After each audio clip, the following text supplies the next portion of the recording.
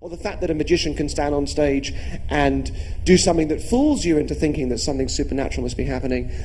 Those are all human processes, and to me that's always going to be much more beautiful and resonant than the psychic explanation, because it says something about us as human beings, and to me that's always has to be the more fascinating explanation, because it's the real one. Obviously, the brain is, a very powerful tool, and a lot of what you do is kind of getting a reaction out of people, but also to create something within them. I mean, the whole idea of the trick or treat was to kind of help people with skills and so on. I mean, do you feel like with your techniques you can help sort of, say, boost people's memory, and if brains are having trouble maybe in later years, that they can sort of recover some of their lost skills and abilities? Question from the box. This is a question from Michael here, yes. Yes and no. Yes, the memory thing interests me a lot, and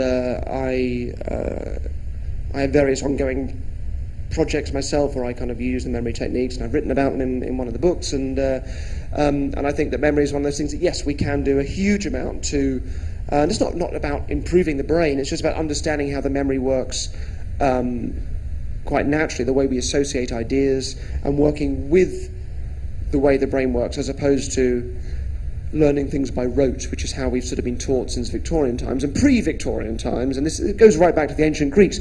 We had better memories. We were taught to memorize things using tricks of memory. Then that became very unfashionable in Victorian times. We just got to learn things by rote, which is a very bad way of learning, very bad way of memorizing.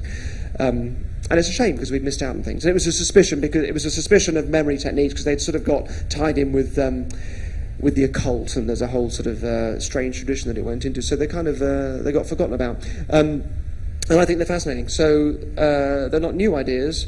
But yeah, and you can look on books, any number of books on memory techniques, or indeed my own book has a chapter on it. Not this one; it's the Tricks of the Mind book. And yes, I think there is a lot of untapped potential there. At the same time, what I do is entertainment, so I'm careful just to kind of not step too much into that area of kind of.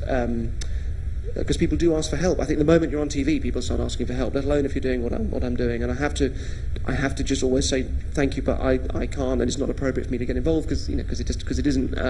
Even if it really looks like it is, it isn't, because if you have something that needs attention or dealing with in some way, you want to see somebody who spends their life and it is their job to deal with that thing, not somebody who's on TV entertaining people who may or may not have an interest in that area. So yes, I don't get involved, but from the memory thing, I do find very interesting. And because your Tricks of the Mind book has got a long suggested reading list as well at the back. Yeah, for that reason, yes, to hopefully push people into those areas. Yeah.